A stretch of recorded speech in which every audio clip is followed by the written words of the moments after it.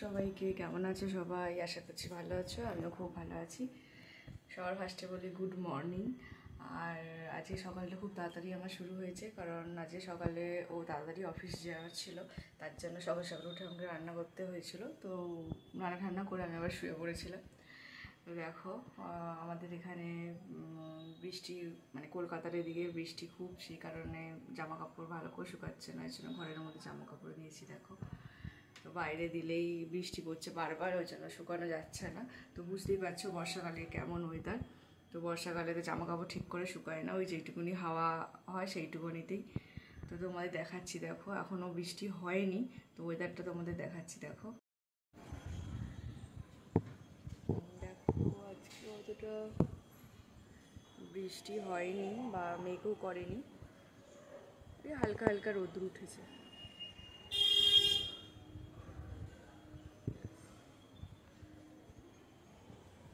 সকালের ওয়েদার বুঝতেই পারছো, কখন বৃষ্টি কখন রোদ্দুর বোঝা মুশকিল। তো দেখো, আমরা একটা গাছ তোমাদের সাথে শেয়ার করব। দেখো বন্ধুরা, আমার হাতে কোনো গাছই টিকে থাকে না। তো এখানে একটা গাছ ছিল, এই গাছটা মরে গেছে। এখানে একটা গাছ ছিল, এই গাছটাও মরে গেছে। তো এটা আমি বাঁচিয়ে রাখতে পেরেছি। এই দেখো, এখান দিয়ে আবার গাছ হচ্ছে। এখানে অনেক রকম গাছ থাকলে বেশ সুন্দর লাগে, কিন্তু আমার হাতে গাছই থাকে না। একটা জিনিস তোমাদের সাথে শেয়ার করছি। তো দেখো, পরশু পরশু মানে 7 তারিখে, 7ই জুলাই আমার জন্মদিন আছে। তো তার জন্য আমার বড় একটা আমাকে ড্রেস গিফট করেছে। তো ড্রেসটা এসেছে, একটুখানি ফিটিংস করতে হবে, যার জন্য আমি এখনও পরে দেখাচ্ছি না। তো নেক্সট ব্লগটাতে আমি দেখাবো ড্রেসটা কেমন হয়েছে। তো এই দেখো, আপাতত এরকমভাবে দেখাচ্ছি। এটা একটা ওয়ান পিস, ঠিক আছে? দেখো, এটা আমার খুব পছন্দর ছিল, আর ওয়ান পিসগুলো আমার খুব ভালো লাগে। দেখাচ্ছি। তো এই দেখো,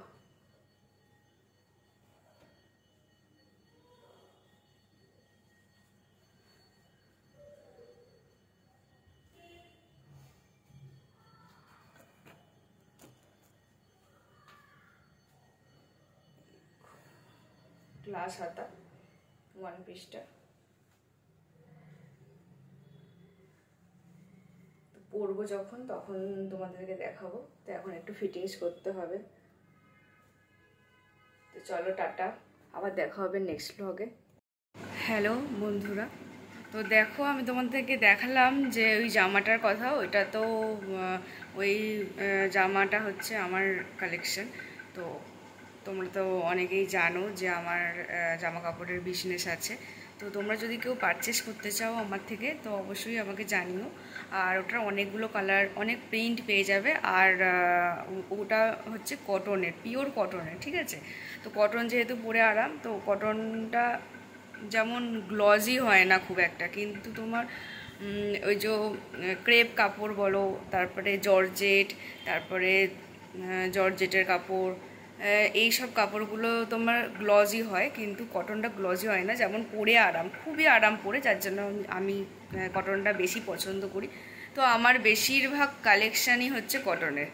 আর জর্জেট, এই শিফন, এই সবগুলো ওয়ান পিসগুলো বেশি গ্লজি লাগে, কিন্তু ওগুলো পরলেও অত আরাম হয় না। তো আমার এই ছোট্ট ভিডিওটা কেমন লাগলো অবশ্যই তোমরা জানিও কমেন্ট করে। তো তোমরা সবাই পাশে থেকো, টাটা। আর সব রকম মেটেরিয়ালের কালেকশানই আমার কাছে পাবে।